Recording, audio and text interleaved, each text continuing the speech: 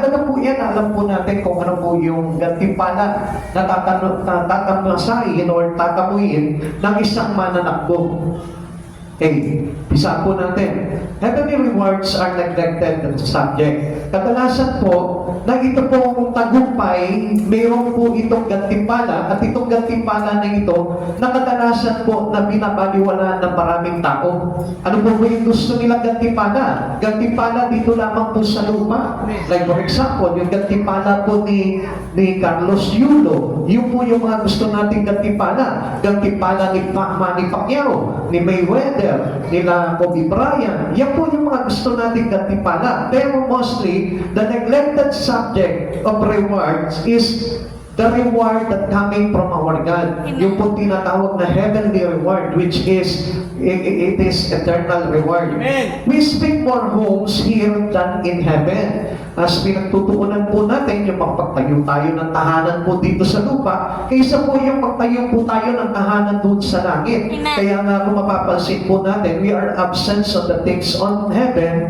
pero present na present po tayo sa mga bagay dito sa mundo. Kaya hindi niyo po napapansin, halos nga po sa pamilya po natin, parang hindi po natin na ipipilit yung mga bagay sa Panginoon kundi ang mas higit na ipinipilit po natin yung mga bagay lamang po dito sa lupa. Like for example, pag-isip mo pa lang sa umaga, pag-aanapin na sa iyo ng anak mo, anak, mag-aaral ka mabuti, mag-aaral ka mabuti. Hindi na natin tinatanong, anak, nag-pray ka na ba?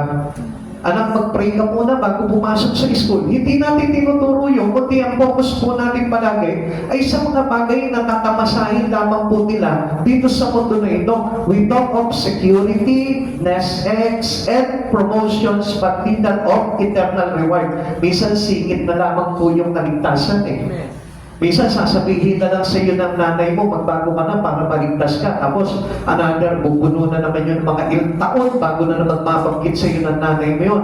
Pero alam niyo mga kapatid sa Panginoon, dapat yan, araw-araw, itinatanim natin sa isipan ng ating mga anak na it is very important to have salvation. Amen. It is very important to serve in God. Amen. Kailangan at mahalaga po yun. Mahalaga pa sa kanilang pag-aaral, mahalaga pa sa titulo, mahalaga pa sa pera, mahalaga pa sa higit sa lahat ng bagay dito sa mundong ito. Jesus taught us to lay treasure in heaven. So sa madaling salita, ang Diyos mismo nagturo po sa atin, si Jesus po mismo, tinuruan po tayo na mag-impok tayo ng kayamanan sa langit. Ano lang po ba yung illustration ni Jesus po dito? Ang sabi po ni Jesus, huwag kayong mag-impok ng kayamanan dito sa lupa, sapagkat dito sa lupa ay maraming naninirang tanga, kumakain na kalawang. So, sa madaling salita po, ang gusto talaga ng Lord na pampalagahan po natin ay yung mga bagay na eternal. Yung wala pong kalawang nakakain, wala pong pagkapulok, walang pagkasira, kundi panghabang buhay. Yun yung gusto ng Lord na pag-ukulan po natin ng ating kayamanan. Kaya nga mga kapatid sa Panginoon, paano po mangyayari yon kung out of focus po tayo doon sa mga bagay sa Panginoon? Amen. Sapagkat all things in eternally was belong to Jesus. So without Jesus, hindi tayo magkakamit po ng tinatawag na eternal reward. Kaya nga, mas magiging po na bigyan natin ng pansin o focus sa buhay po natin yung mga bagay kay Jesus para na sa ganon, umayos po yung ating pagtakbo. Amen. Tuloy po natin. Sabi po sa atin ni Jesus, Mateo chapter 6 verse 19 to 20, huwag kayong mag-impok ng mga kayamanan dito sa lupa. Dito'y may naninirang insekto at kalawang at may nakakapasok na magnanakaw. Sa halip, mag-impok kayo ng kayamanan sa langit. Do'y walang naninirang insekto at kalawang at walang nakakapasok na magnanakaw. So madaling salita po dito, kapag po talaga tayo, makinig po kayo, ito po ang ibig sabihin po ng Panginoon po dito. As He revealed, as of today, nireveal ng Lord sa atin ito, no? Na kapag po pa naniniwala tayo, nakapokus po tayo sa kayamanang pangsanlibutan, madali po tayong pasukin ng magnanakaw. Amen. And we all know who is this theft. Amen. Alam natin kung sino itong stealer na ito. Amen. Kilala natin kung sino itong magnanakaw na ito. Amen. Yun po pala ang tendency nun, na kapag tayo po ay nakatuon lamang sa pagkita ng salapi, sa pagpupundar ng mga bagay-bagay sa mundong ito, madali pa tayong pasukin ng magnanakaw. Amen. Madali po tayong matempt ni Satan, madali tayong madaya ni Satan, at madali po pala tayong maagaw ni Satan. Amen. Kaya anong sabi ng Lord po sa atin? Maging po kayo ng kayamanan sa langit. Do'y walang maninirang insekto at galawa at walang nakakapasok na magnanakaw. So sa madaling salita pa na, makinig po tayo mga kapatid sa Panginoon. Ang gustong ipaliwanag ng Panginoon po pala sa atin dito, na kapag tayo po pala ay gumagawa ng mga bagay para sa karangalan ng Diyos, hindi ka mapapasukan ng kaaway. Hindi ka mapapasukan ng magnanakaw. At hindi masisira ng kaaway yung iyong kaluluwa. So sa madaling salita po, kaya po pala ang Diyos na ito ay tayo po ay binibigyan po talaga ng katuruan na ito para tayo po ay maging masipag pagdating sa takbuhin, pagdating sa espiritu po natin. Amen. Kaya tayo po dapat na pagbutihin po natin ang ating pagtakbo. Crowds in the Bible. Yung pong tinutukoy po dito na koronang tatamasahin natin sa pamamagitan ng salita na tinuturo sa atin ng Panginoon, this is a special rewards go to those who runs like race well. So hindi lang po ito para runs like race, kundi runs like race well.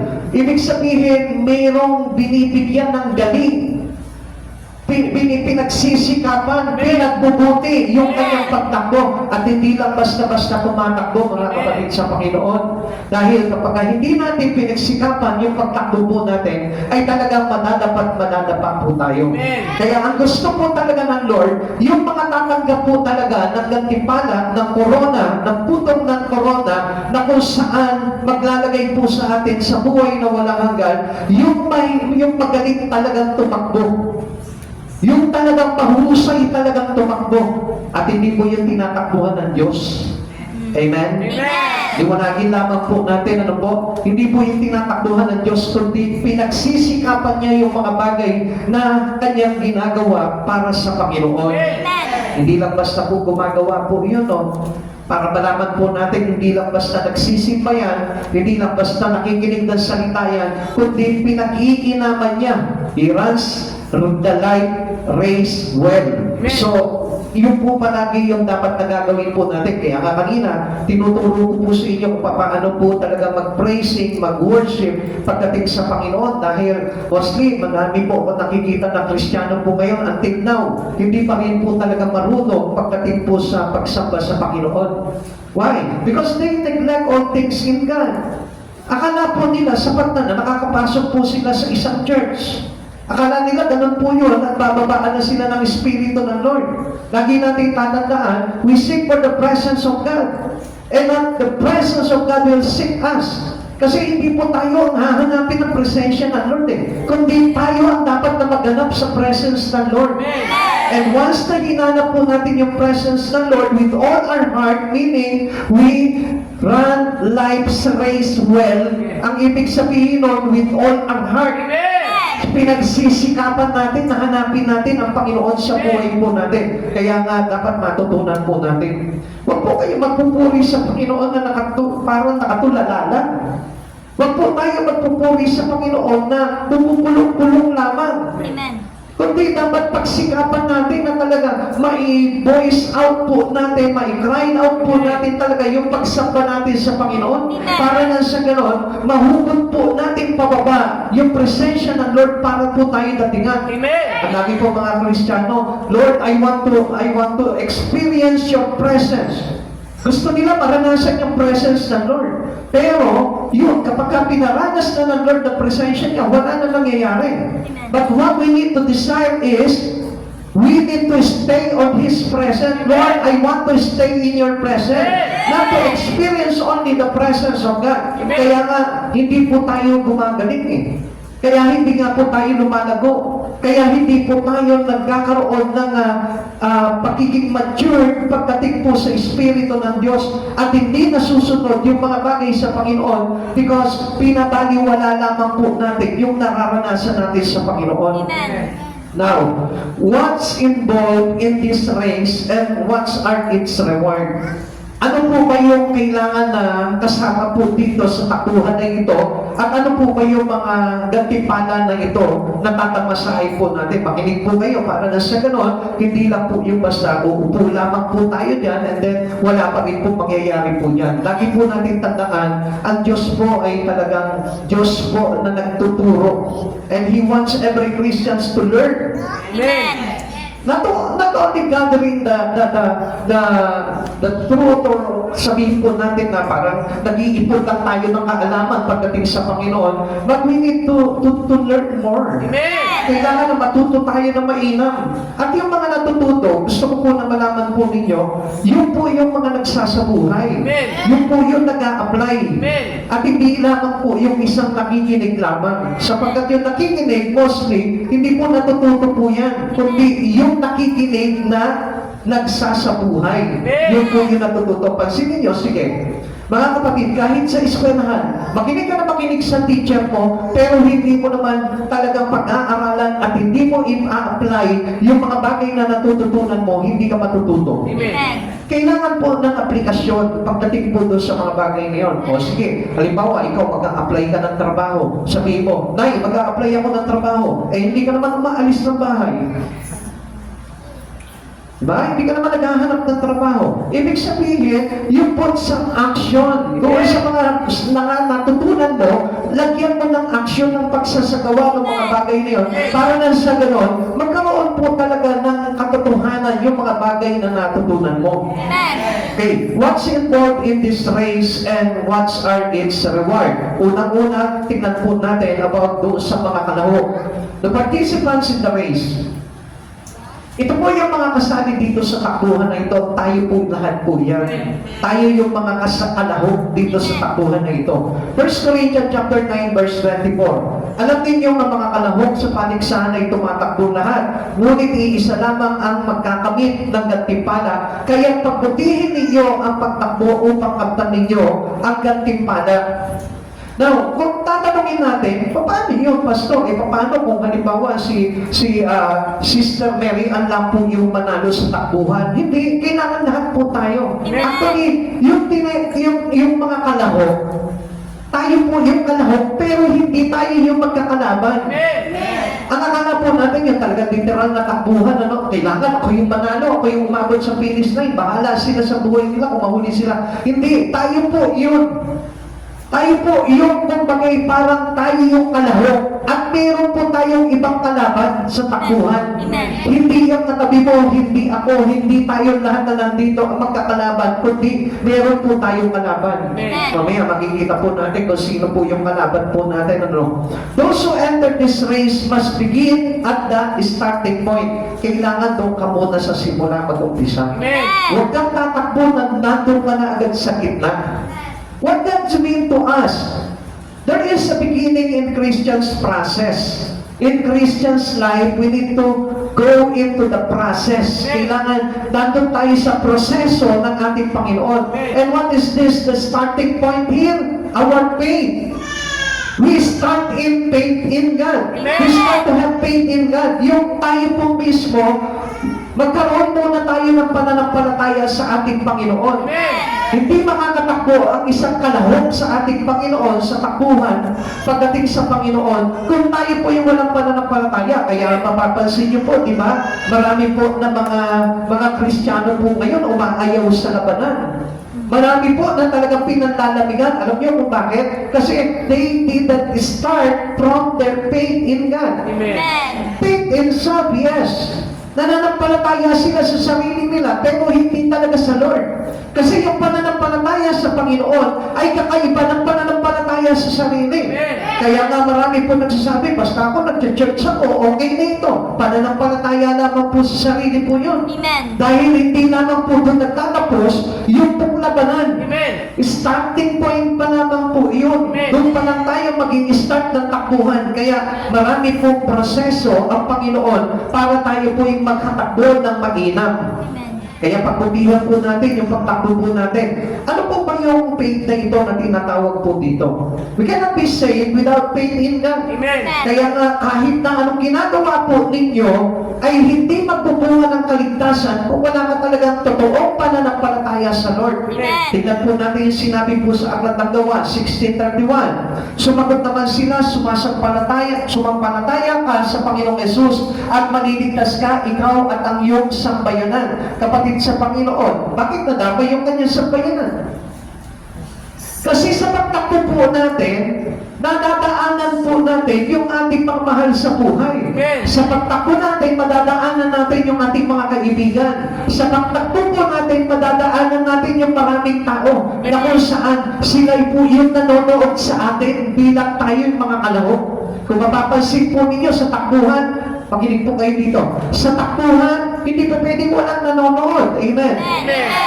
Ito na ito guys, ganun din po. Maraming nanonood po sa atin. Marami tayong audience. Isa na po dyan yung pamilya mo, yung anak mo, yung iyong mga magulang, yung iyong mga kaklase, yung mga kaibigan mo, yung katrabaho mo. Kailangan po yan na talagang hangaan ka sa iyong pagtakbo.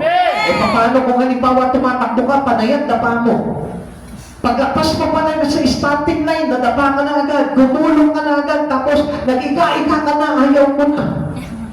So ano sasabihin sa inyo nung yung mga nanonood sa iyo na mga kakilala mo, sabihin sa iyo ay badban, lampa, di ba? Walang kwentang mananakbo. So kaya nga po tayo po mismo, nagpa-practice tayo, nagpapakahusay tayo sa mga bagay sa ating Panginoon para na sa ganon, hindi sila ma-discourage sa atin. Amen. And our race, kailangan po na sa ating pong karera, pagdating po sa takbuhan, kailangan mapahanga po natin yung ating mga viewer, yung ating mga audience. At kapag hindi sila humanga sa iyo, what I mean here, hindi para hangaan ka, sumikat ka, kundi para makita po nila talaga yung changes na nangyari sa buhay mo. Amen. Alam niyo dito po, nagtatanong po ang tao kung paano maliligtas, ano? Lahat naman po tayo, Lord, paano po kaya ako maliligtas? Sumampalataya ka sa Diyos. Amen. And that was the starting line. Doon po tayo magsisimula at doon ka lalagay sa proseso ng Lord kung paano ka ililigtas ng Panginoon. Amen. At kung hindi mo matututunan yung proseso ng Diyos na ito at ikaw ay mag-a-advance agad ng takbo, I tell you, hindi ka mananalo, disqualified ka. Amen. Amen? Amen. There is disqualification pagdating po sa race na hindi ka pa pwedeng basta umuna. Hindi ka pa pwedeng basta tumakbo. Kapag hindi mo pa naririnig yung sinyales na kung saan start of running, start the race, hindi ka pa pwedeng tumakbo. Now, ano po ba pinapakita sa atin ng Panginoon dito? Yung faith natin ay galing sa ating Panginoon. Amen. Na kung saan siya yung magkukuman sa iyo nito at ikaw naman yung susunod sa Kanya. Amen. Kaya pansinin niyo sa takbuhan, mayroong hudyat para mag-umpisa ang takbuhan. At alam niyo rin po ba na ang Diyos mismo ang nagbibigay ng hudyat sa atin para yung pananampalataya po natin ay mag-umpisa na sa buhay natin. And that was the process towards eternal crown. Amen. Kaya mga kapatid sa Panginoon, makinig po kayo mabuti para na sa ganon, hindi po tayo talaga maligaw sa mga bagay na ginagawa po natin sa Panginoon. Romans chapter 10 verse 9. Kung ipapahahayag ng inyong bibig na si Jesus ay Panginoon at buong puso kang sumasasampalataya sa siya ay muling binuhay ng Diyos, maliligtas ka. Siguro kung pakikinggan lamang po natin ito sinabi dito, parang madali lang, ano? Sabi mo sa katabi mo, madali lang, ano? Madali lang, ano? Sige, kalabitin mo siya kasi maginaw ngayon eh. Pag hindi mo kinalabit yan, baka mamaya. Yan. Kung ano mangyari dyan. Sabi mo sa kanya, madali lang, ano? Madali lang, ano? Kung titignan po natin ito, madali lang talaga. Kasi, ipapahayag lang ng bibig mo na si Jesus ay Panginoon at buong puso sasampalataya na siya ay muling binuhay ng Diyos, maliligtas ka na. Pero hindi po ganun yun Amen. Alam niyo po ba yung pagpapahayag na sinasabi po dito? Pagiging lifestyle mo na yun. Na kahit saan ka magpunta, kahit sino yung kausap mo, kailangan ipinapahayagan mo na yun. Amen. Kaya kung mapapansin ninyo, marami pong mga Kristiyano ngayon, paglabas ng church, hindi na mabigkas ang words of God. Paglabas ng church at makausap niya na yung mga hindi mananampalataya, makita mo parang hindi na rin siya mananampalataya. Kaya hindi po madali lamang po yung ipahayag, kundi kailangan po talaga na nasa sa buhay po natin ang pagpapahayag. At ang sabi po dito, at buong puso ang sasampalataya. Ako, mahirap to mga kapatid sa Panginoon. Kasi pag sinabing buong puso, ibig sabihin na nakaukol na yung pag-ibig mo kay Kristo. Nakaukol na yun lahat-lahat sa Panginoon. Amen. Ito, papansinin mo, kapag umibig ka pa, gusto mo, hap-hap lang, konti-konti lang. Pag nagmahal ka, gusto mo buong puso. Ganon din po sa Panginoon, na kapag ka sumasampalataya tayo sa Panginoon, kailangan buong puso. Amen. Ayaw ng Diyos na sumasampalataya ka ng kukulang. Ayaw ng Diyos na nananampalataya ka ng buhok lang. What do I mean? Kung saan nanggagaling yung pag-ibig mo, di ba dito nilolocate yung pag-ibig natin sa puso? Amen. Wala naman sa puso kasi pag sa puso lang yan, ibig sabihin ng bobola lang yan, no? Kapag hindi dito nanggaling sa puso yan, ibig sabihin bola lang yun. Hindi totoo yun. Maaaring nagsisinungaling yun. Kaya nga, sa puso hinuhugot ang pag-ibig natin sa Panginoon. Kaya yung buong puso natin, kailangan nandun yung ating pagsampalataya. Amen. So meaning talagang totoo yung iyong pagsampalataya sa Panginoon. At doon po nakikita talaga na yung iyong pananampalataya sa Diyos ay nagkakaroon ng gantimpala ng kaligtasan. Amen. Amen. Kaya we start from our faith. Tanungin mo yung katabi mo ngayon, o baka mamaya matagal ng Kristiyano ka na pero wala ka pang faith. Faith. Yan. Siguro yung iba sasabihin lang, siyempre naman, Pastor, tagal ko na pong naglilingkod sa Panginoon, tagal ko na pong umaatin ng gawain, may faith na ako. O, puso mo yan. Ang tanong doon, buo na ba yung puso mo talaga nananampalataya sa Panginoon? Ha? Amen. Alam niyo, kung isa, sinusubok po talaga tayo ng Lord. Pagdating sa pananampalataya natin, susubugin po talaga ng Panginoon yan. Halimbawa, testingin ka ng Lord. O anak, tatanggalin ko muna itong mga bagay-bagay na ito sa iyo. Ha? Titignan ko kung nandyan ka pa rin sa akin, tatayo ka pa rin sa akin. O anak, tanggalin ko muna yung bank account mo. Anak, tanggalan muna kita ng bahay. Tanggalan muna kita ng trabaho, ng negosyo. Tanggalan muna kita ng pera. Titignan ko lang kung talagang buong puso ka sumasampalataya sa akin. Anak, subukan ko nga. Tingin ko muna sandali yung kalusugan mo. Tignan ko lang kung buong puso ko talaga ako na sasampalatayaan.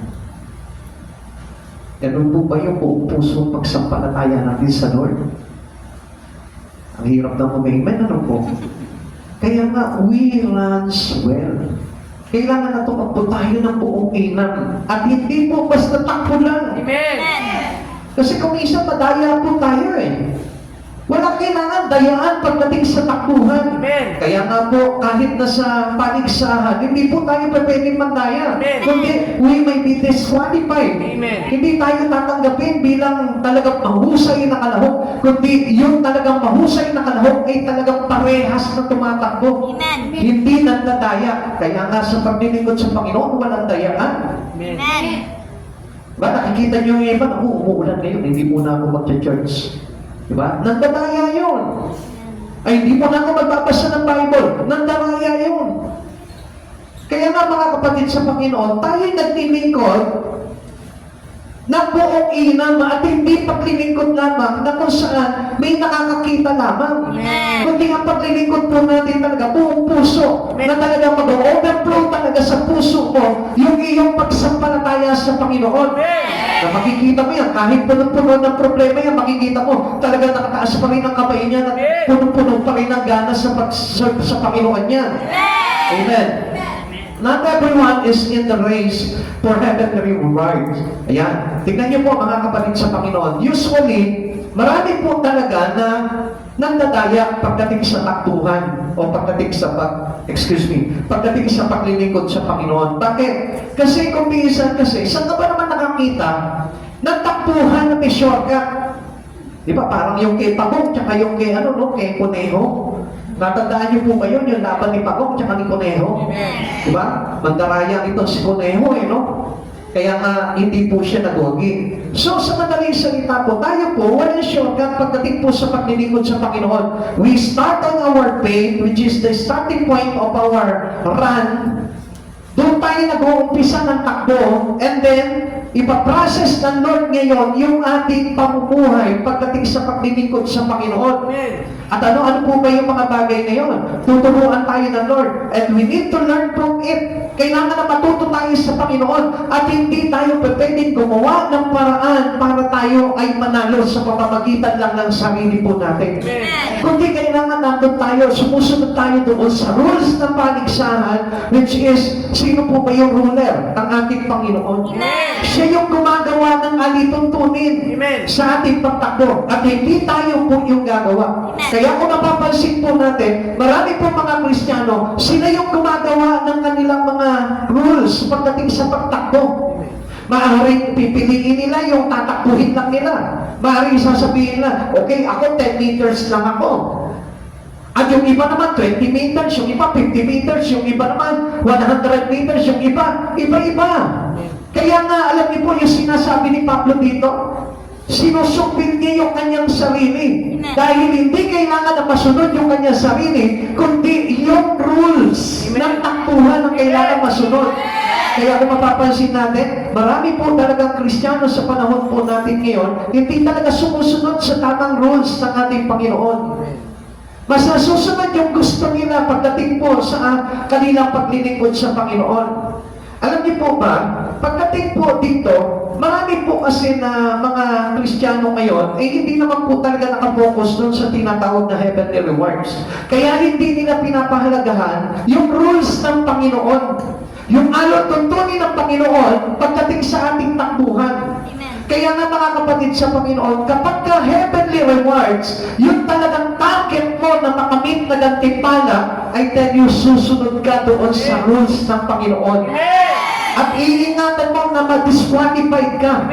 Kaya nga kailangan babantayan po natin yung sarili po natin We watch our step, we watch our walk, we watch our living in Christ Jesus. Para na sa ganon, hindi po tayo magkamali pagdating sa mga rules na yun.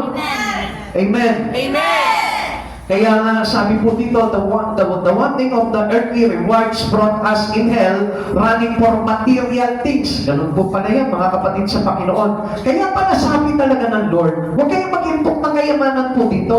Dahil kapag po pala tayo nakapokus po yung ating pagtakbo doon sa tinatawag na earthly rewards, doon po pala madalas na matapilok o mag-stumble ang isang Kristiyano. Kasi pansinin po ninyo, kapag hindi mo nakamit yung iyong mga bagay na inaasam dito sa mundong ito, tingnan mo, mawawalan ka ng gana. Pero subukan mo that you put your focus into Christ Jesus sa mga bagay sa Panginoon, kahit na hindi makamit yung iyong mga pangarap, hindi makamit yung iyong mga pinapangarap sa buhay, yung mga ambition mo, hindi ka ma-upset at hindi ka aayaw sa takbuhan sapagkat ang focus mo ay doon sa totoong reward. Amen. Wala magiging halaga na sa iyo yung mga bagay dito sa mundo na ito. Basta tumatakbo ka na mainam at ipinapakita mo sa Panginoon na siya yung reward ng buhay natin. Siya yung magiging gantimpala dapat ng ating pagtakbo. Kung bakit tayo nagsisikap na magtagumpay dito sa labanan na ito. Don't say praise to hell and keep storing up run. Ano sabi po dito? Yung po mga hindi naliligtas, alam niyo po ba yan? Ang tungo po ng kanilang takbo papuntan sa impyerno. Kaya nga kapag hindi mo pinagbuti ang paglilingkod mo sa Panginoon, obviously, mayroong kang finish line din. At yung finish line na yun, supposed to be, it is not a great reward. But this reward is towards hell. Yun yung magiging gantimpala po natin na kung saan nandun noong yung puot ng Diyos na ibabagsak sa atin. Kaya nga mga kapatid sa Panginoon, akala po ba natin, hindi tayo bubuhusan ng puot ng Diyos kapag hindi po natin pinagsisikapan yung ating mga bagay na ginagawa sa Panginoon. Kaya nga mga kapatid sa Panginoon, gusto ko na matutunan yung po lahat itong mga bagay na ito at maunawaan. Na kapag gagawa ka sa Panginoon, ipakita mo talaga sa Panginoon na pinagsisikapan mo at pinag-iinan mo itong bagay nito.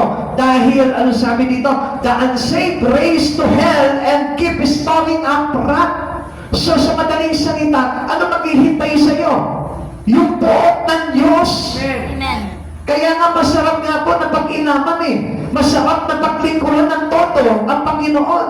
Nang hindi po talaga nililipitahan ng Panginoon sa buhay mo. Para lang sa ganun, masigurado po natin yung tinatawag na earthly reward. Kalabihin mo muna po ulit yung katabi mo. Sabihin mo sa kanya, malamig ngayon ano? Sige, pakikalabit mo siya. Yan. Malamig ngayon ano? Kanina, napansin ko po kayo, habang nag-worship kayo, nakatila ang mata. Ngayon naman, pag nakikinig kayo, nakapikit ang mata, bakit po baligtad po yata? Ha? Dapat pag nag-worship tayo, pikit ang mata. Mahirap kasi matulog na nakatayo, ano po, mga kapatid sa Panginoon. Amen? Sige, kayo din, nasabi po dito, the unsaved race to hell and keep storing up wrath. So, nakakaabang po sa atin po yung puot ng Diyos. Kaya lahat ng bagay gawin natin na mainam. Fire away at the finish line and the only prize is perdition. Ano sabi po dito? Naku, eternal damnation to. Kaya nga kapag halimbawa, ikaw nawawalan ka ng halimbawa ng gana sa Panginoon, nanlalamig ka na sa Panginoon, ay naku, may gantimpala yan kapatid sa Panginoon. Hindi ka magiging, hindi ka mawawalan. Kaya lang ang gantimpala na ito, kabaligtaran nung inaasam talaga ng mga totoong Kristiyano. Amen. Amen? Amen. Naintindihan po natin? Amen. Kaya nga, lahat ng bagay pinasasarap natin pagdating sa ating pamumuhay Kristiyano. Everything about the sinner's race is temporary. Expect eternal punishment. Yan. Ito siguro, maliwanag na po ito, no? Yung po mga makasalanan po talaga, yung kanilang takbuhin po talaga ay doon lamang sa mga temporary na bagay.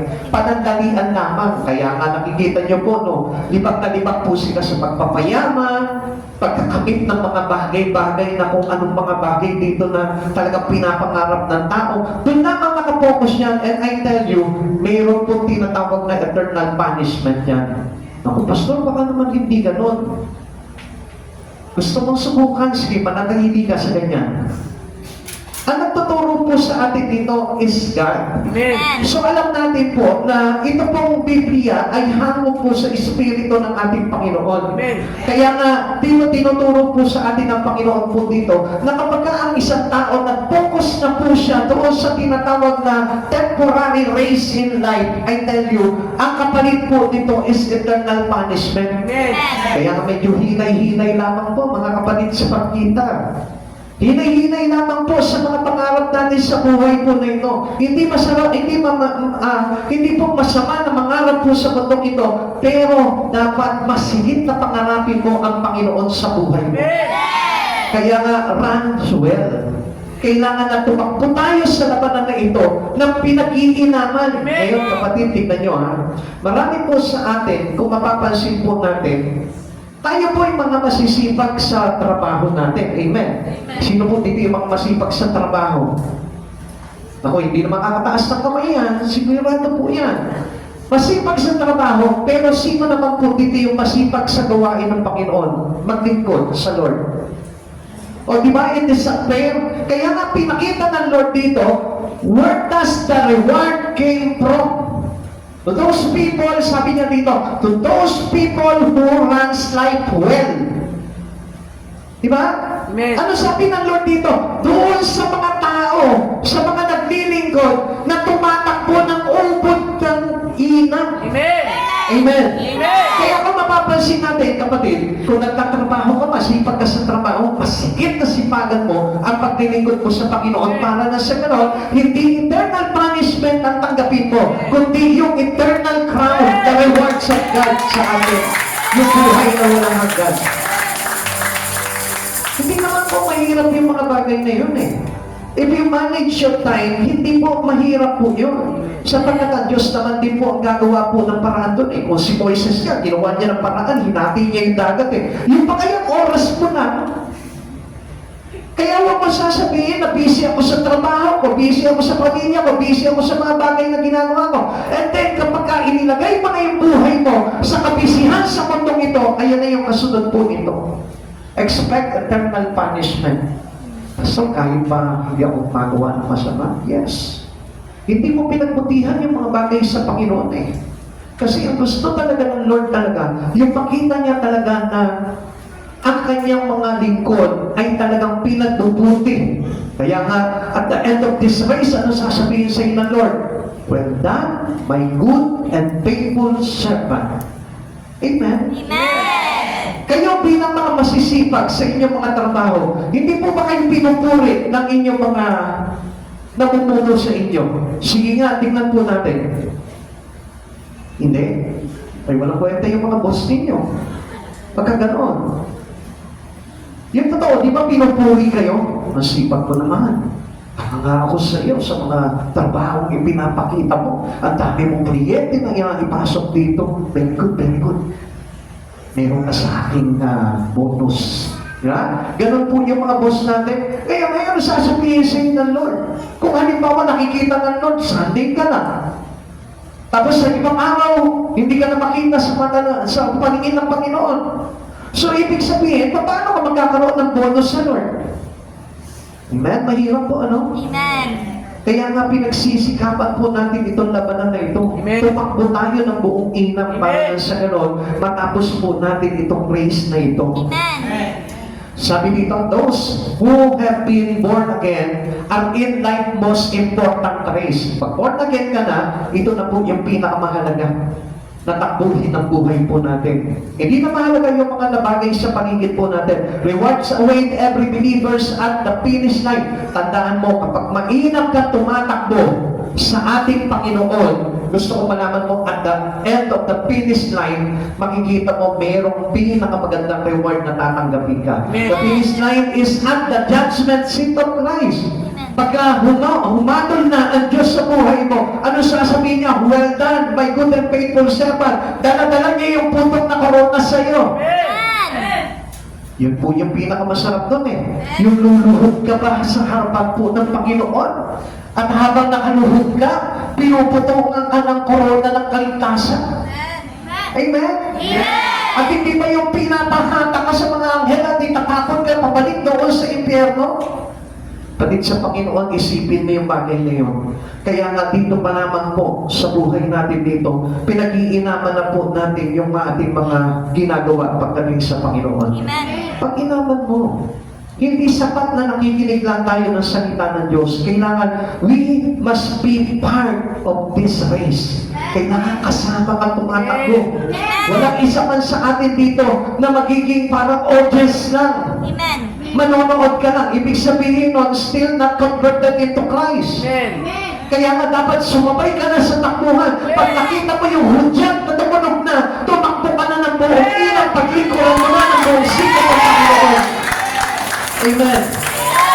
Tandaan natin, sa finish line, ang matatagpuan natin dapat si Yeso Cristo. Amen. At hindi si kamatayan. Amen? Diba napapanood yung po sa TV, yung may kalawit? Alam mo na kung saan ka dadalhin nun.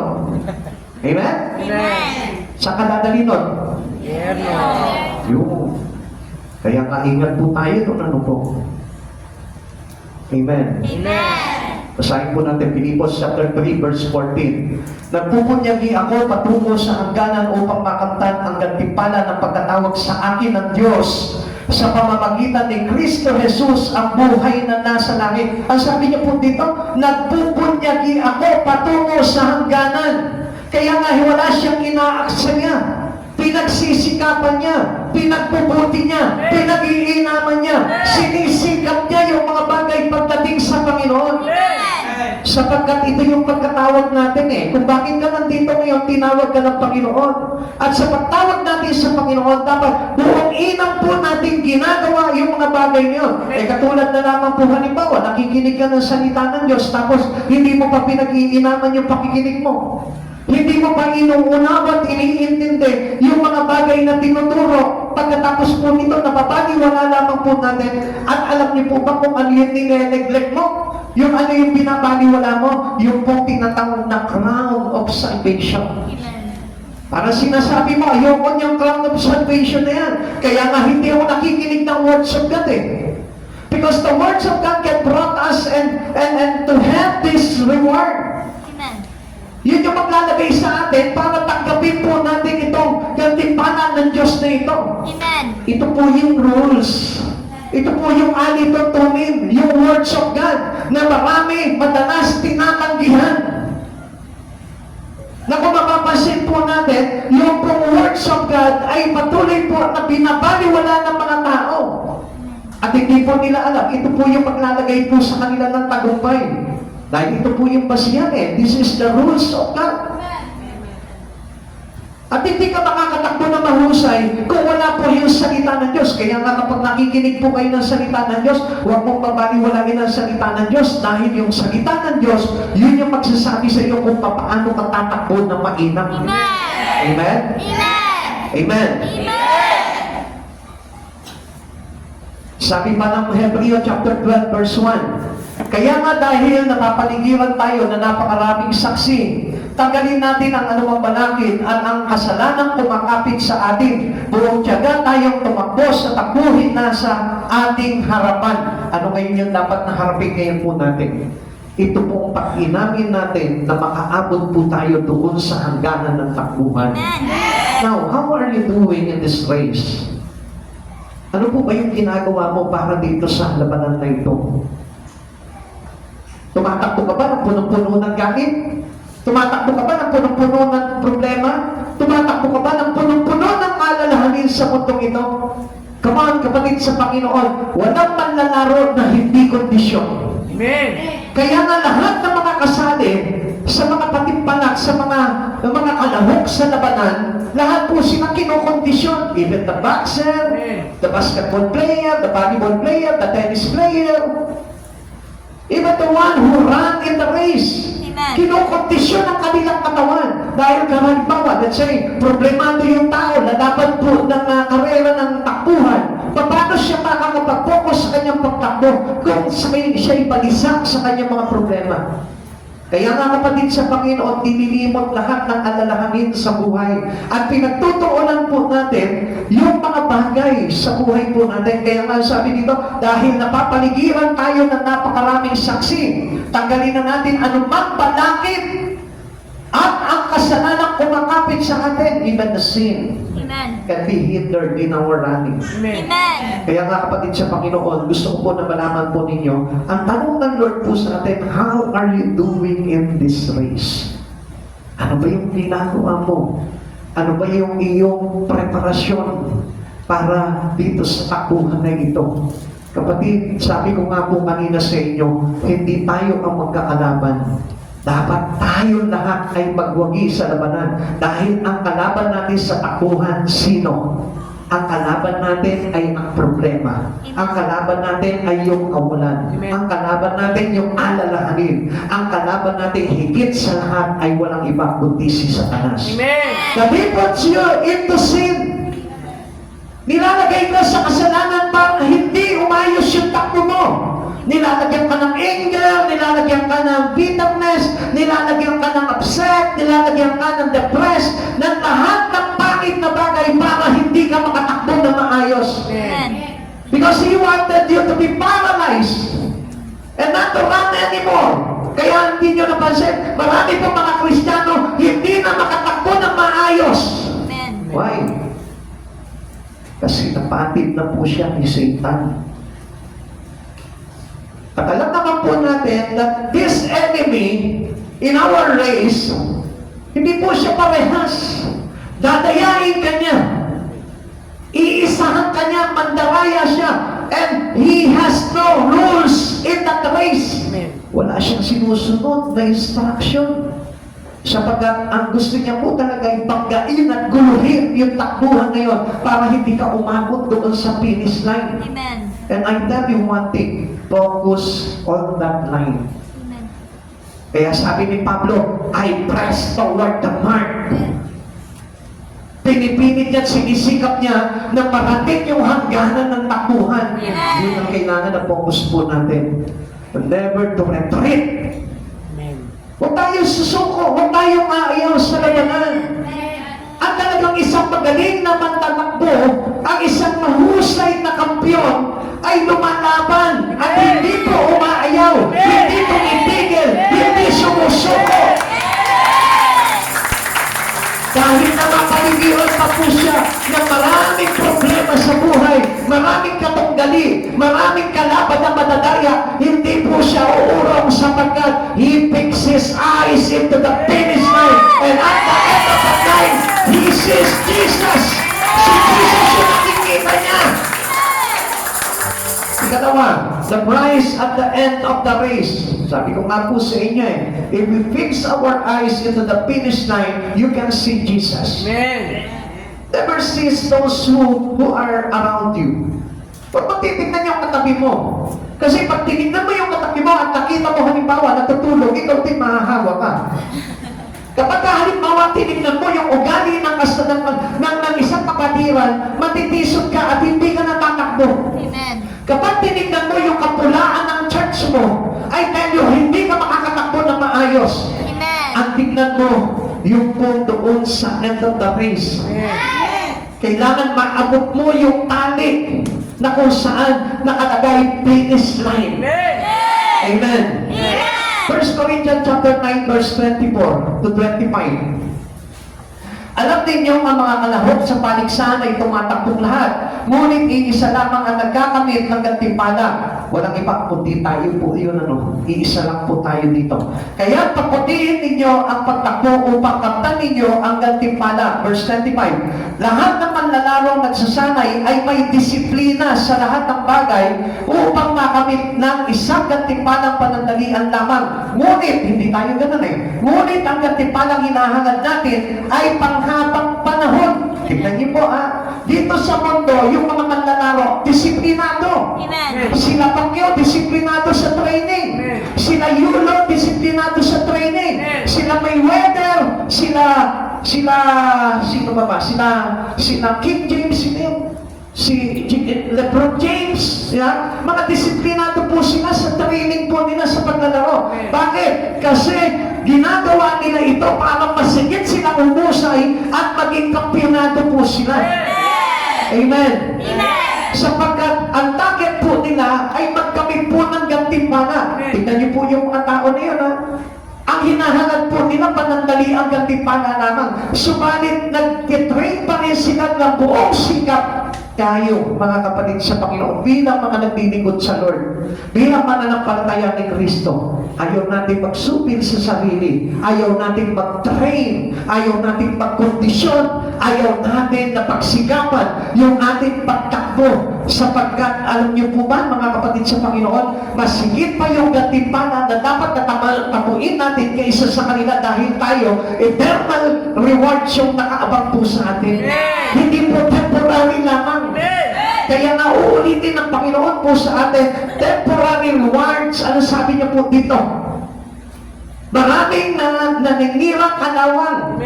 So, ibig sabihin po nito, it shall pass. Mawawala, maglalaho lahat ng mga bagay na yan at hindi na madudugtungan niyang pagdating ng araw. Pero kapag ang pinagsikapan mo na reward, yung kung tinatawag na eternal reward, I tell you, kahit na sino, walang makakasira niyan at makakaagaw sa iyo ng gantimpala niya. Runners have a prize in view when the race begins. Alam niyo mga kapatid sa Panginoon, tingnan niyo, lahat tayo ganito ang start natin Lahat tayo nag-start, nakaporma tayo, di ba? Amen. Nakaporma tayo, naghihintay tayo ng hudyat. Amen.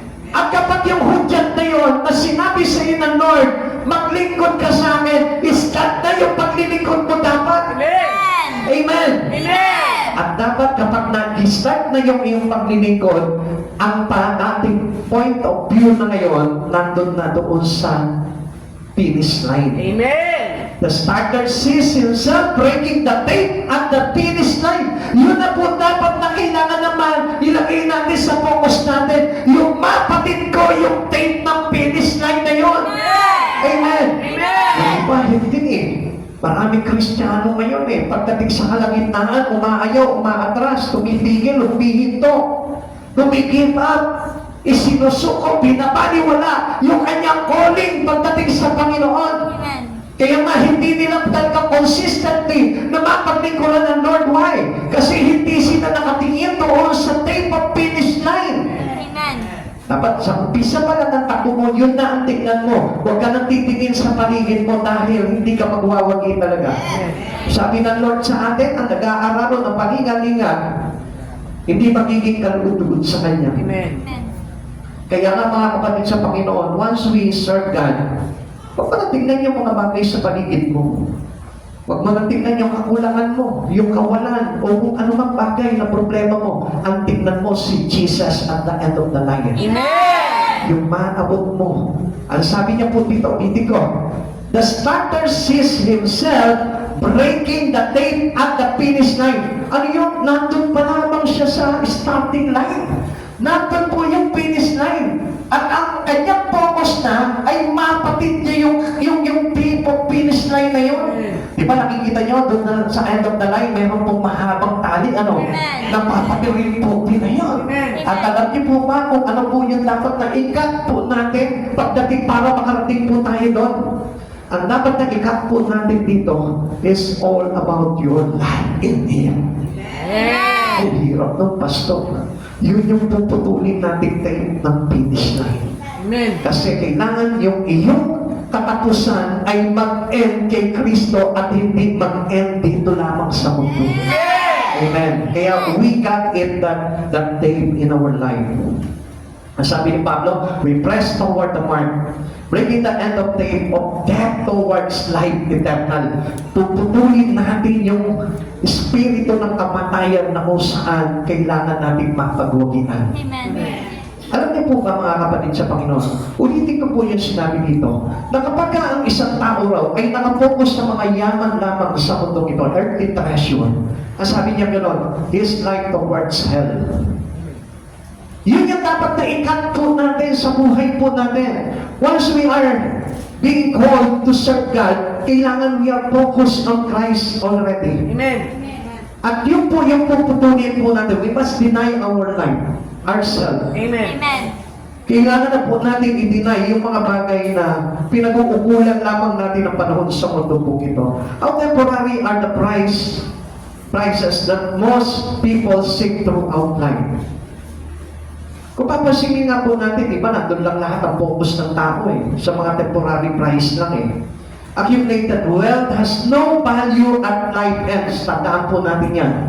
Yung pang mga bagay na para bagang pinagsisikapan lamang po natin na makamit po dito, yung iniipon lamang po natin na kayamanan na ito, kapatid sa Panginoon, hindi natin mapuputol ang kamatayan. Maging mayaman ka dito sa mundong ito, hindi mo mapuputol ang kamatayan. Maging tanyag ka dito sa mundong ito, hindi mo mapuputol ang kayamanan. Kaya nga, sa tinawag ka ng Panginoon, deny yourself, follow Christ Jesus. Fix your eyes into Him. Gawin mo na yung parang mag-break mo, maputol mo yung tinatawag na life's end. Amen. Amen. Tuloy po natin. 1 Timothy chapter 6 verse 7, wala tayong dinalang anuman sa sanlibutan at wala rin tayong madadalang anuman pag alis natin. Kapatid sa Panginoon, okay, enjoy mo yung mga meron ka ngayon. Pero mas higit na dapat yung meron ka ngayon, use it mightily for the glory of God. Huwag mong kakalimutan yun. Convert your earthly treasure into eternal rewards. Amen. Anong bagay na meron ka? I-convert mo para na sa ganun maging kayamanan mo yan sa langit. Amen. Marami kang ari-arian dito. Anong gagawin mo doon? Share it to the Lord. Bless the Lord. Bless mo yung mission. Bless mo yung mga bagay patungkol sa Espiritu mo. Amen. Palakasin mo, gamitin mo yung mga bagay na yun para lumakas yung espiritu mo and not to bring your flesh up. Kasi kung minsan, alam nyo, kaya tayo sinusuhulan, inoopera ng kaaway para lumakas yung naman natin. Para mawalan tayo ng gana sa espiritu at nasa naman kapag lumakas yung naman natin, anong magiging end up po natin? Kamatayan. Hindi tayo makakarating doon sa finish line. To God, the life ends. Kaya nga, mga kapatid sa Panginoon, tayo yung pindinala ng Panginoon dito sa mundo, wala tayo kahit ano. Amen. At gusto rin ng Lord na ito, pag tayo pinawi niya na dito sa mundong ito, wala ka rin madadala. Kaya nga hindi pinapahalagahan yung mga bagay niyo. Kung meron ka niyan, praise the Lord. Pasalamatan mo ang Panginoon. And use it mightily to the glory of God. At yun lamang po yung pinaka the best na magagawa po natin yan. Huwag mong santuhin, huwag mong Diyosin. Kung anong bagay na meron ka, kung mayaman ka ngayon, huwag mong Diyosin yan. Kung malakas yung kita mo, huwag mong Diyosin yan. Sapagkat ang dapat na maging Diyos talaga natin ay yung nagbigay sa iyo niyan. At hindi si Satan yun. Amen. Kaya nagiging si Satan yung nagbibigay sa iyo, Lord, dahil ginagamit mo hindi para sa karangalan ng Diyos. Kaya tandaan mo lahat ng blessing dapat na meron ka, gamitin mo for the glory of God para obviously si Jesus ang nagbigay sa inyo at hindi si Satan. Prestige and popularity are fleeting rewards that open and lost before finish. Bago ka makarating doon, wala na yun dapat. Amen? Amen. Kailangan talikuran mo na yung mga bagay niyo, yung kasikatan, yung kayamanan, katanyagan, kalimutan mo na yun bago pa matapos ang labanan. Amen. Baka mamaya yun pa yung ikatalo mo. Kaya mga kapatid sa Panginoon, hindi lang sin ang ikinatatalo ng isang Kristiyano, kundi maging yung mga bagay sa kanyang possession. Kapag hindi mo nagamit na maayos yung possession mo, I tell you, it can bring you into hell. Pwede kang dalhin yan doon sa impyerno. Christian race for lasting rewards at Christ's return. Ngayon, mga kapatid sa Panginoon, habang di pa dumarating ang Panginoon, habang hindi pa siya bumabalik, tayo po'y magsikap sa takbuhin na ito para na sa gano'n. Pagdating ng Panginoon, daladala niya na yung kanyang gantimpala para sa mga magwawagi. Amen. Pahayag chapter 22 verse 12. At sinabi ni Jesus, makinig kayo, darating na ako, dala ko ang mga gantimpalang ibibigay sa bawat isa ayon sa kanyang ginawa. Pinaginaman mo ba yung trabaho mo sa Lord? Pinaginaman mo ba yung ministry mo? Hindi mo ba pinaniwala yung mga bagay na ginagawa mo sa Panginoon? Then, ang Diyos, ang ating Panginoon sa Kristo, dala na yung gantimpala mo.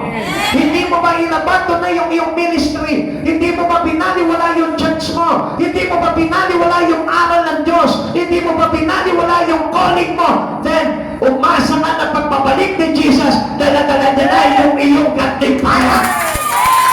Amen. Kaya nasabi niya gano'n, makinig kayo, darating na ako. Dala ko ang gantimpalang ibibigay sa bawat isa ayon sa kanyang ginawa. Ano ba yung ginawa mo? Paano ang gagantimpalaan ng Panginoon kung nakapokus lamang ang buhay mo sa mga bagay sa mundong ito? Hindi ang Diyos na magaganti sa iyo doon. Hindi ang Diyos na magbibigay sa iyo ng praise doon. Hindi ang Diyos na magbibigay sa iyo ng iyong tagumpay doon, kundi hindi doon ang tagumpay na hinahanap ng Diyos, kundi iyong pagsisikap mo sa mga bagay na may kinalaman sa kaluluwa mo. Amen. Ikatlo, the price of running to win the prize in this race. Mga kapatid sa Panginoon, ano po ba yung gantimpala? Yung halaga nitong gantimpala na ito. Natatamuin natin kapag tayo po yung nagtagumpay. 1 Corinthians chapter 9, verse 26-27. Hindi ako tumatakbo ng walang patutunguhan at hindi ako sumusuntok sa hangin. 27. Subalit, pinahihirapan ko ang aking katawan at sinusupin ito upang sa gayoy hindi ako maalis sa paligsaan pagkatapos kong mangaral sa iba. Tingnan niyo mga kapatid sa Panginoon, ang sabi niya gano'n, he doesn't wanted to be disqualified. Amen. Ayaw niya. Ikaw, gusto mo ba ma-disqualified ka? Kaya nga, not to be disqualified in this race, kailangan supinin mo yung mga bagay na hindi naaayon pagdating sa panawagan sa iyo ng Diyos. Amen. Yung mga bagay na walang kinalaman sa kaluluwa mo, supinin mo yun. Amen. Sapagkat hindi kasali yun sa paligsahan. Kaya nga makinig tayo sa Panginoon dahil ang kailangan po natin dito talaga, yung pag-inaman talaga, yung may kinalaman sa kaluluwa po natin. Masabi po ni Pablo, I therefore run, not as uncertainly. Hindi ako tumatakbo ng walang kasiguraduhan. Hindi ako sumusuntok sa hangin. Sabi ni Pablo po dito, hindi siya magawa ng bagay na hindi ikakasigurado ng kanyang katagumpayan. Kapatid, bilang mga Kristiyano sa Panginoon, if you are willing to win this race, huwag kang gagawa ng alanganin. Huwag kang gagawa ng hindi kasigurado. Kundi gawin mo kung ano yung nararapat na sinasabing gawin mo ng ating Panginoon. Alam niyo, nakakalungkot mga kapatid sa Panginoon. Ito, aminin ko po sa inyo. Hindi ko po magkahalong inis o sabihin natin panlulumo dito sa mga tao na ito, especially those pastors. Yung tumatakbo po sa mga politiko. I tell you what's wrong. Ang sabi po ng Biblia, pag tinawag ka sa pangangaral, buong sikap ka mangaral.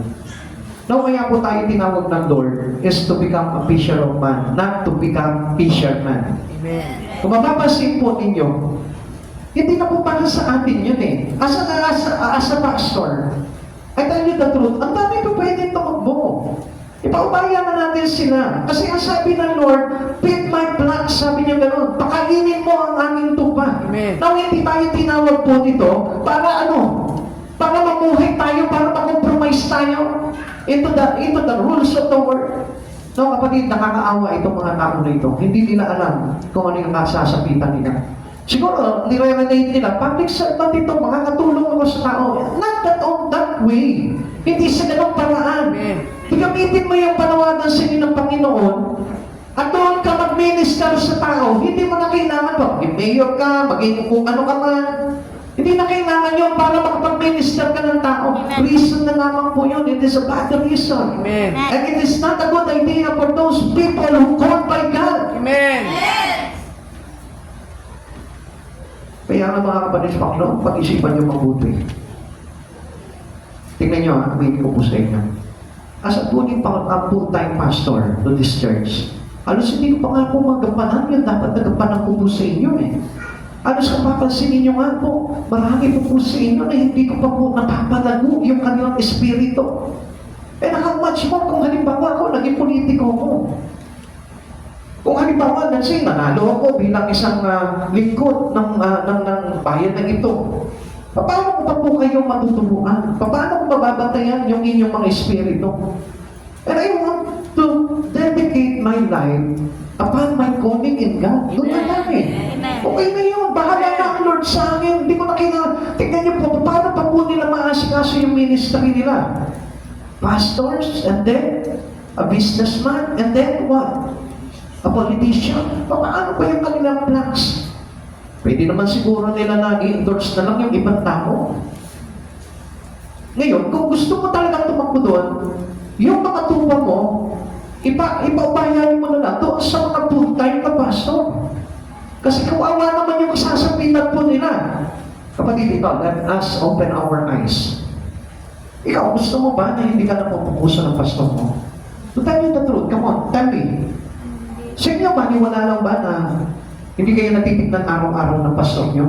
Hindi kayo napagpapapray ng pastor nyo araw-araw? One thing na isang bagay na ginagawa ng pastor, araw-araw pag nananalangin yan, kasama yung tupa niya. Amen. At kung hindi mangyayari yung bagay na yun, malaking pananagutan namin sa Panginoon yun. Kapag halimbawa may nawawala sa inyo, unang-unang nababalisa dyan ng pastor, paano kung halimbawa, let's say, I am busy, paano kung po kayo ngayon? Maaasikaso at mababantayan. Alam niyo ba na bawat isa po sa inyo pinag-aaralan ko ang Espiritu? To tell you the truth, bata, matanda, bago, o matagal na dito, lahat po yan. Binabantayan ko ang bawat Espiritu nyo. Hindi nyo po naging nagagaman po yun. Bakit? I need to pray for that. Kailangan na ma-enhance ko yung mga Espiritu po ninyo. At kapag hindi ko po ginawa yun, hindi po ako magiging tapat sa aking tungkulin pagdating sa Panginoon. gusto mo talaga na maging negosyante ka, mag-negosyo ka na lang. Gusto mo na maging politiko, ha? Sige, politiko na lang. Ay, magaling po kayo sa akin doon, hindi po ako pagod doon. And to tell you frankly, wala akong susuportahan na kailan doon. Amen. Mas ipoboto ko pa po yung ibang tao kaysa doon. Kasi bakit? Kung hahangawin ko na manalo yung mga tao na, halimbawa, pastor, para sinabi ko na, kaya ko na yung mga tupa mo. Masakit po sa Panginoon yun. Gising po tayo dyan. Amen. Tulungan po kayo sa Lord Spirit of them. Amen. Hindi po totoo yan. Nakakita po ba kayo ng propeta? As well as king. Siguro, yun po yung inaano po nila, yung kay David, ano? David was a prophet. And actually, hindi po siya king talaga. Kaya siya tinawag na king dahil sa kanya manggagaling yung talagang hari ng kaligtasan. Amen. Kung iintindihin niyo po ang Bible, pag-aaralan niyo po, alam niyo, nakakagawin po talaga ng Espiritu po talaga yun. Hindi ako against po sa kanila. Kaya lang, pagdating po talaga sa paglilingkod sa Panginoon, dapat focus on serving God. Huwag po doon sa mga bagay niyo. Bakit? Ano po ba ang kailangan? Ano po ka meron doon? Honestly? Kaya ba? Di po ba? Amen. Amen. Aminin po natin. Amen. Kung ako halimbawa, tatakbo ko, totoo ba public service pa po yung hangad ko doon? Sige nga, kayo nga po sabihin nyo, halimbawa ako tumakbo po ako, public service na po ba yun? Hindi po. Aminin ko po sa inyo, pag ako tumakbo doon, pera ang hangad ko. Amen. Sorry to tell you, pero magalit sila sa akin kung magagalit sila sa akin doon. Dami kong kilala po na ganyan.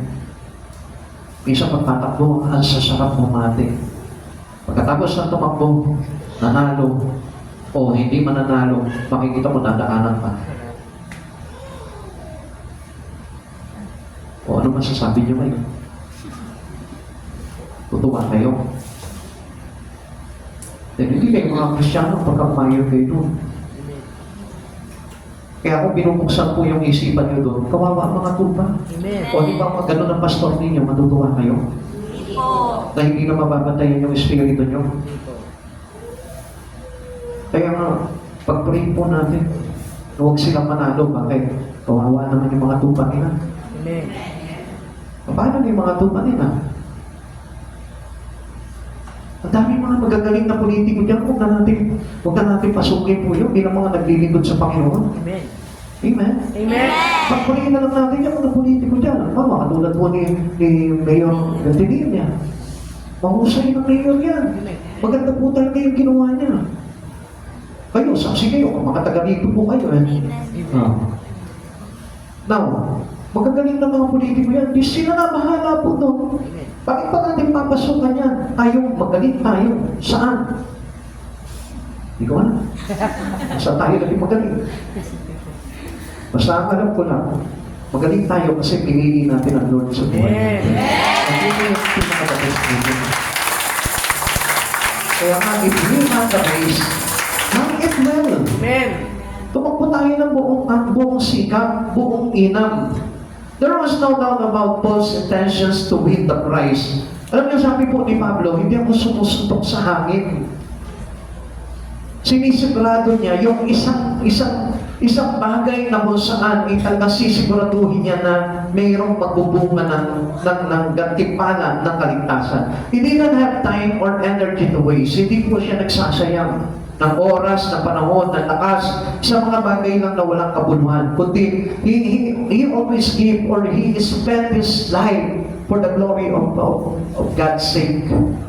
Paul had his eyes fixed on the prize at the finish line. Doon na po siya nakatuon. Kaya nga mga kapatid sa Panginoon, if you want to serve God, fix your eyes unto the Lord. Huwag mo titignan yung mga bagay na yan. Alam nyo, kahit na ako, kapag ako tinignan nyo, pinansin nyo ako, hindi kayo makakatuloy doon sa finish line. Kung pinansin niyo ako at pinag-aralan niyo talaga yung pagkatao ko, hindi po kayo magtutuloy sa paglilingkod po ninyo sa Panginoon. And learn from the words of God and not for my personal life. Kasi kung minsan sasabihin nila, o halukayin po nila yung buhay po ng pastor. Ayun, si pastor, kasalanan din yan. Marami rin mga kalubuhan niya. Marami din ginagawa niya. I tell you, kasama ka ng pastor, hindi ka maliligtas. Ang pinagtutuunan po ni Pablo po dito, he fixed his eyes into his calling. Amen. Doon sa panawagan ng Lord sa kanya. Amen. Doon na tayo mag-focus. Magpupulaan yung church po. Ako, yung mga baptito sa church na yun, ayoko eh, hindi ko gusto. Yung mga kasistan, yung mga kabrother doon, wala. Hindi magaganda ugali. I tell you what, sabihin ko po sa inyo, no po, huwag po kayo magagalit. Pagkagano'n ang iyong kaisipan, ikaw yung may mali, hindi yung mga tao doon. Bakit?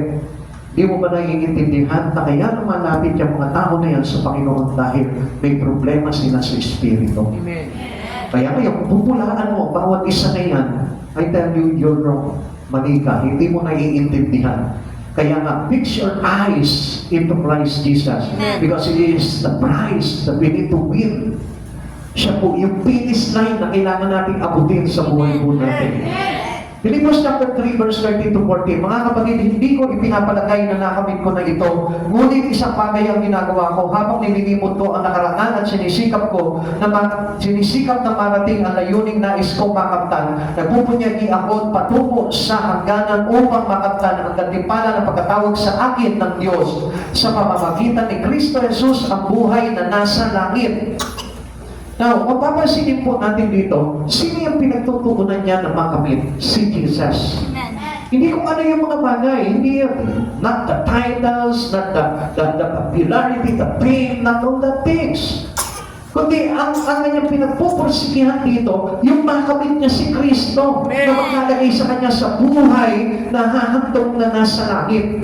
Winning the prize demands strength, discipline, and self-denial. Anong ibig sabihin ng strength, discipline? Yung ibig sabihin po dito, yung wala tayong tigil na pagsupil sa sarili po natin. Walang tigil. Never stop. Pagdating sa pagsusupli ng sarili, sapagkat sa isang banda o sa isang pagkakataon na hindi mo masupil ang sarili mo, makakalusot yung mga bagay na mali. Amen. Amen. Amen. Kaya nga, tingnan nyo mga kapatid sa Panginoon, ang dami po natin napupula sa mga kapwa po natin. Kaya nga po, dapat yun din mismo, tayo din po mismo, magsupil doon sa mga bagay na yun. Amen. Bakit? Paul brought his body into subjections, not giving into lust or laziness. Hindi siya naging tamad, hindi po siya naging mapagnasa sa mga bagay na kung saan dito lamang po sa mga bagay sa mundo na ito, kundi ano po yung pinagnanasahan niya. Yung makamit niya, yung higit na mainam, yung buhay na nang Kristo na hantong sa langit. We ought to be willing to pay the price of this winner's example. Ito po yung dapat pagtuunan natin eh. Ito po yung maging example po sa buhay po natin. Paano po tayo mananalo at magkakamit ng buhay na walang hanggan kung tayo po mismo ay nakatuon lamang sa pansarili po natin? Kung ang iniisip lamang po natin, yung papabor lamang sa sarili natin. Kaya nga itong sarili na ito sinusupil. Amen. Ano man yung bagay na nangyari sa buhay mo, isang bagay yan para supilin ka ng Lord. Di po natin naiintindihan eh. Akala po natin, basta lang tayo binagsakan ng parusa ng Diyos. Actually, that is not the punishment of God already in you. Amen. Hindi punishment ng Lord yan. Halimbawa, let's say, nagkaroon ka ng broken family, hindi punishment pa ng Lord yan. Amen. Bunga po yan ng hindi pagsupil sa sarili. Amen. Bakit tayo naghirap? Bakit tayo nagkaroon ng karamdaman? Bakit tayo nagkaroon ng kaguluhan sa buhay? It is because of our sin. Amen. Hindi tayo nagsupil ng ating sarili. Kaya nga, kailangan supilin natin yung mga bagay sa buhay natin. Amen. Not to be a subject to into the lust or into the laziness about in Christ. Kaya ang mahalaga mga kapatid sa Panginoon, na maintindihan mo ang totoong paglilingkod sa Panginoon. Hindi po tayo naglilingkod sa Panginoon para lamang po yumaman. It is a wrong motive. At kapag ang purpose mo lang, kaya ka naglingkod sa Panginoon para pagpalain ang buhay mo, you're wrong. Still, your price that you can receive is that in hell, eternal damnation. Sabi po sa atin ng Panginoon, kapag nakapokus naman po tayo dito sa mga earthly treasure, ano po yung tatamasahin natin? Eternal damnation. Yung kaparasahan walang hanggan sa impyerno. Kaya nga mga kapatid sa Panginoon, we are fixing our eyes. Amen. Supilin mo yung mga bagay niyo sa paghangat ng mga bagay, kayamanan ng sanlibutan, o sa mga bagay na mga makakapagpatanyag sa iyo sa buhay na ito. Alam niyo, mas masarap yung simple lamang po tayo, pero isa ang higit na nakakakilala sa atin. Amen. Walang iba kundi si Jesucristo. Amen. Nakita ko, naghahangat po sila ng popularity. They want fame and glory. Gusto nila yung parang magasikat sila, kilala sila, at talagang pinupuri sila ng maraming tao. But still, alam niyo po ba kapag ganun nangyari sa buhay natin? Our reward soon is eternal damnation. Kaya mga kapatid sa Panginoon, pag-isipan niyo pa lang sa oras na ito. Mas masarap na hindi makilala ng lipunan. Basta ang mahalaga po dito, yung makilala tayo ng Diyos upang ang pangalan natin ay maipala sa aklat ng buhay at walang sino mang makapagbubura na yun. Amen. Kaya mga kapatid sa Panginoon, huwag kang susuntok sa hangin lamang. Meaning, huwag kang gagawa ng isang bagay na kung saan walang kasiguraduhan. Sapagkat ang buhay dito sa mundo ay walang kasiguraduhan. It is an uncertain. At gusto ko malaman po ninyo, ang kasiguraduhan lamang ay matatagpuan kay Jesucristo. Amen. Magsikap ka na magsikap sa buhay, magpayaman ka na magpayaman sa buhay, hanggang saan? Ano patutunguhan mo? Are you sure that your earthly treasure can bring you into life eternal?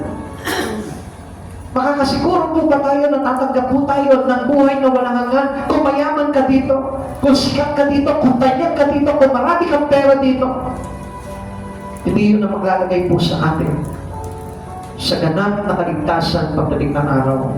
Kundi, if we fix our eyes into God and we run it well towards the marks, the line, which is at the end, you see Jesus at the finish line. Yun po yung sikapin natin. Tumakbo ka na buong inam at ituon mo yung paningin mo habang tumatakbo ka kay Jesucristo. Kung meron ka mang buhay ngayon na simple lamang, pasalamatan mo niyan. Sapagkat yun yung process ng Lord. You are under the process of God. At huwag mo nang pilitin pa. Because God will extend this blessing into you kapag natuto ka talagang sumunod ng ganap sa ating Panginoon. Naniyahan ko po kayo tumayo.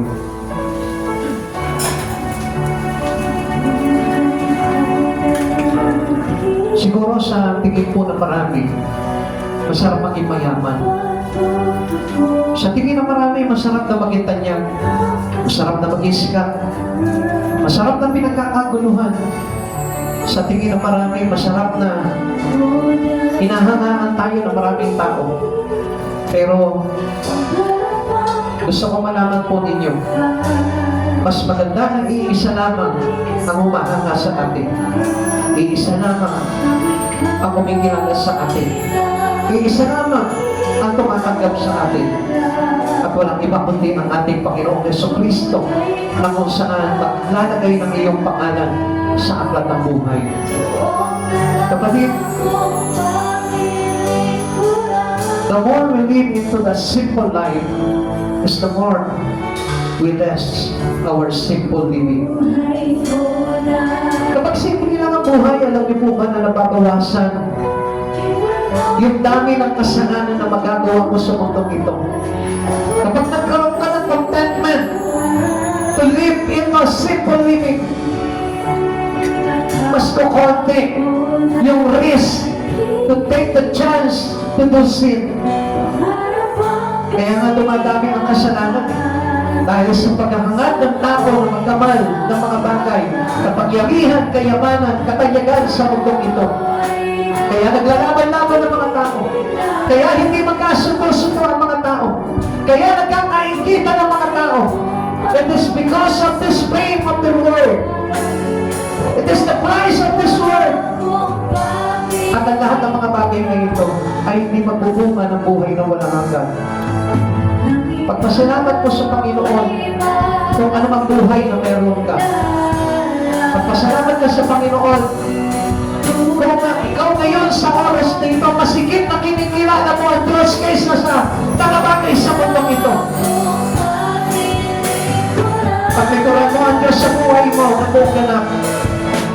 buong pagsisikap, buong inang, buong tiyaga.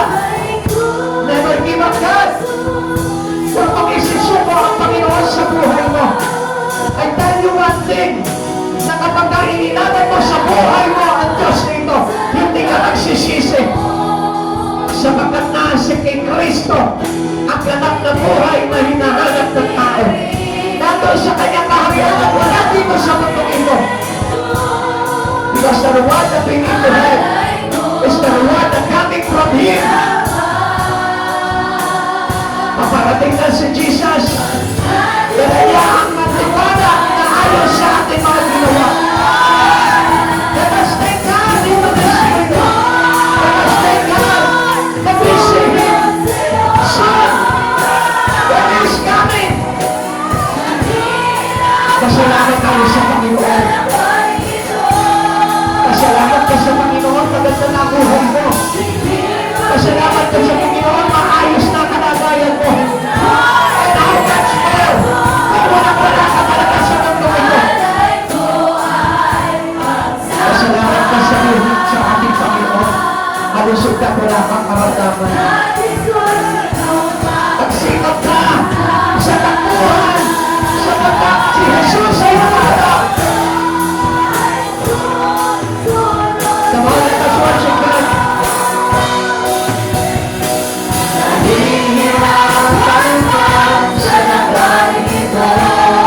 Hallelujah, thank you, Lord. Thank you, Jesus. Lord, maraming salamat sa buhay nito. Hindi man talaga ang buhay namin, Panginoon. Sumalit na ito para kailan. Hawak ko ang aming buhay. Hawak ko ang aming kaligtasan, Lord. Salamat, Panginoon. Hindi namin ipagpapalik ang buhay.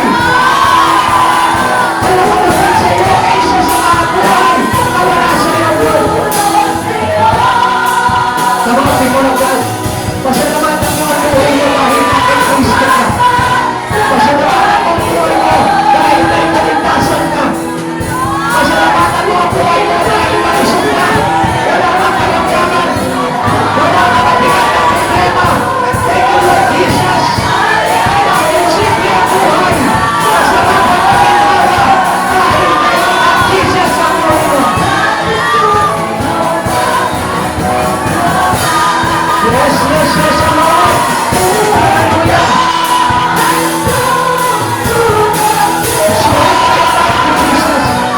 Submit your life to Jesus. Huwag ka nagkakaroon na matayo. Huwag ka nagkakaroon na matayo. Ang pangarapin mo, yung langit. Si Jesus. Ang Panginoon. Pangarapin mo, nakakabila ka sa tuwanan ng Diyos magkakang araw. Hallelujah, hallelujah, hallelujah.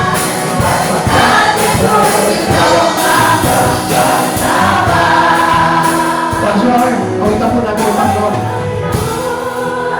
Susunod sa'yo. Thank you, Lord. Hallelujah. Nahihirapan man sa lakay ito. Pansamantala lamang po yan. Sa pagkakaginhawa nandun sa taas, nandun kay Yesu Cristo.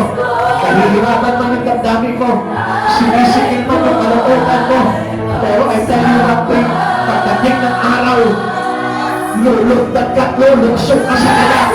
Sapagkat si Jesus ay maglalagay sa iyo sa kaginhawahan.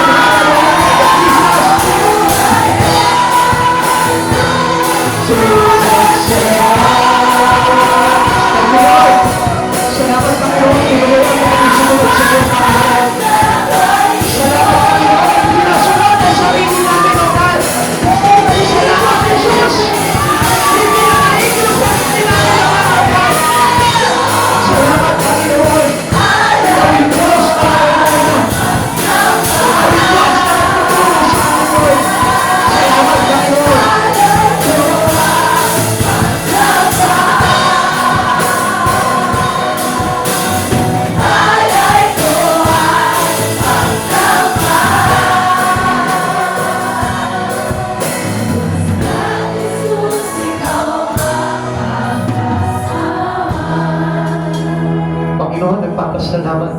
kabutihan mo, Lord. Marahil, Lord, meron kami mga pagkukulang. Marami kami mga wala sa buhay namin, Lord.